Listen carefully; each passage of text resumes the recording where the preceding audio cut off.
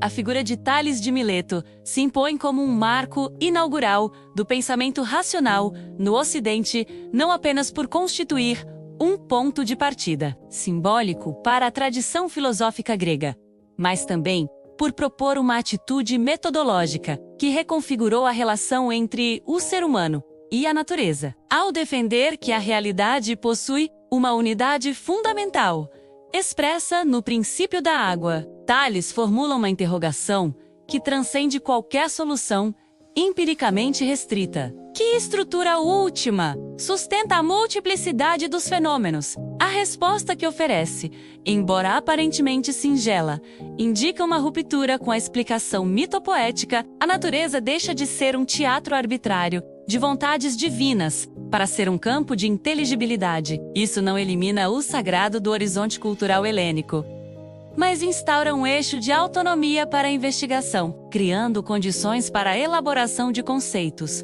hipóteses e justificativas que podem ser debatidas na esfera pública. A originalidade desse gesto filosófico reside menos no conteúdo pontual da hipótese da água e mais na forma universal de perguntar e argumentar. A escolha por um elemento primordial, pensado como substrato persistente por trás das mudanças, origina uma visão que ancora a mutabilidade na permanência. Tal concepção sugere que o devir não é caos, mas transformação governada por padrões discerníveis. E, ao fazer isso, atribui ao intelecto humano a tarefa de formular modelos explicativos que façam justiça à diversidade sensível, sem renunciar à coerência. O argumento de Tales não é dedutivo no sentido moderno, mas inaugura uma ambição de generalidade e parcimônia. Um princípio simples, capaz de explicar muitos efeitos. Essa economia teórica, em vez de empobrecer o real, oferece uma via de síntese que estimula a busca por regularidades. Essa atitude se articula a uma noção embrionária de método. A suposição de que problemas distintos podem ter soluções análogas instaura transferibilidade do raciocínio.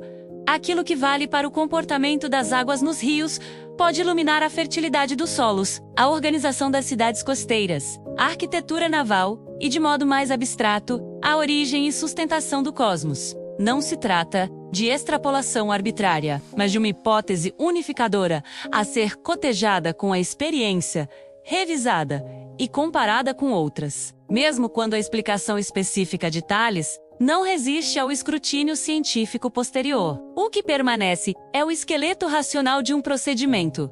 Generalizar com cautela, verificar com prudência, ajustar com rigor. O pensamento filosófico, nessa moldura, já anuncia a possibilidade de convergência com o pensamento científico. A tradição costuma relacionar Tales à astronomia, à geometria e à engenharia prática. Tais registros, ainda que envoltos numa aura de anedota, atestam um traço essencial de sua filosofia: a continuidade entre contemplação e ação. A previsão de um eclipse, a medição da altura das pirâmides pela sombra, a orientação de navegadores e a sugestão de soluções hidráulicas são manifestações de um raciocínio que não se contenta com a especulação. Ele testa sua eficiência nos domínios da técnica. A passagem da contemplação para a aplicação não é um mero acidente, mas desdobramento de uma confiança no cosmos como ordem legível. Ler o céu para orientar o mar, medir a sombra para apreender a forma, administrar águas para fazer florescer campos.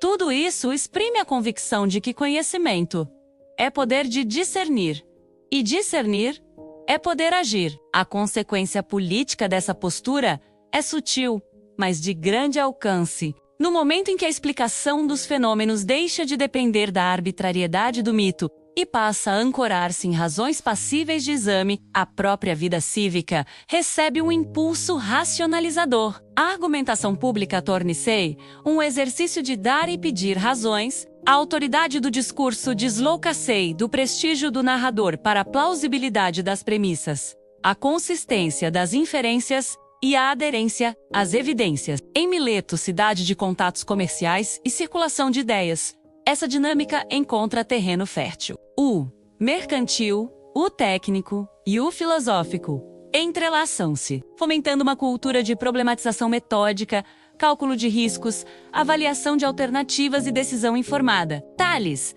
nesse sentido, é menos um herói solitário e mais um sinal de maturidade coletiva. Do ponto de vista epistemológico, a ideia de um princípio material comum a todas as coisas antecipa a discussão sobre pluralismo e monismo. Ao eleger a água, Tales pretende reconciliar diferenças numa unidade substantiva. Em debates posteriores, outros pensadores contestarão o elemento, multiplicando princípios ou concebendo entidades imateriais. No entanto, permanece como legado a exigência de que qualquer teoria sobre o real explicite seu critério de unificação e sua capacidade de explicar a mudança. A pergunta filosófica enaugarada Oli exigirá respostas que equilibrem poder explicativo e fidelidade aos fenômenos. A tradição não cessa de voltar a essa exigência, ora em cosmologias, ora em teorias do conhecimento, ora em investigações éticas e políticas que buscam fundamentos normativos. O gesto inaugural de Tales é também pedagógico. Ao trocar a autoridade do mito pela interrogação racional,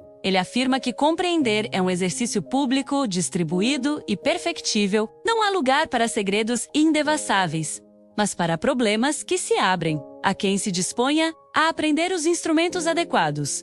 Observar, comparar, calcular e inferir. O aprendizado geométrico, por exemplo, não é apenas um acervo de resultados. Ele ensina a forma de raciocinar por construções, demonstrações e reduções ao absurdo, cultivando uma disciplina intelectual que se estende a outros domínios. Assim, a paideia filosófica começa por uma educação da atenção e da linguagem, apta a clarificar termos, ordenar hipóteses e distinguir o provável do impossível. Não é irrelevante, nesse contexto, que Tales tenha sido associado à figura dos 7 sábios. A sabedoria, na tradição grega, não é somente acúmulo de conhecimentos, mas a arte de situá-los na vida, de convertê-los em prudência, em virtudes cívicas e, em medida, a fusão entre cosmologia e prudência é, portanto, um traço identitário de seu legado.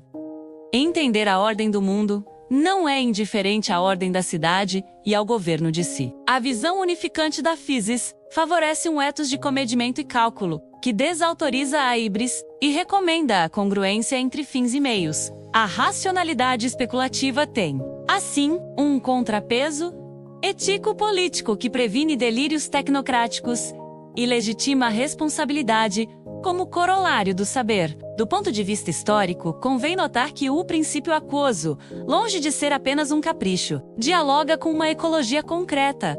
As cidades jônicas, marítimas, mercantis dependem de hidrografias, rotas, portos e sazonalidades. A água é condição de vida, de deslocamento, de comércio. Não espanta que ela pareça como metáfora ontológica. O mérito de Tales está em elevar essa intuição empírica ao nível de um princípio cosmológico, instaurando uma ponte entre experiência cotidiana e reflexão abstrata. Essa ponte é talvez a sua maior lição metodológica. Toda boa filosofia nasce de problemas reais, mas só floresce quando encontra linguagem e forma conceitual que ultrapassem o imediato. Em síntese, a importância duradoura de Tales de Mileto não se mede pela correção literal de sua tese material, mas pelo horizonte racional que ela abriu ao postular um princípio único, criticável e discutível. Ele ensinou que a realidade pede explicações partilháveis e que o conhecimento é um empreendimento cooperativo, gradual e público, entre o mito e a técnica, entre o porto e o céu. Ele demarcou uma via que continua a nos interpelar. Perguntar com audácia, raciocinar com método, aplicar com prudência e corrigir com humildade. É nessa confluência, menos de unidade e diversidade, de teoria e prática, de cosmos e polis, que reside a atualidade de seu gesto inaugural.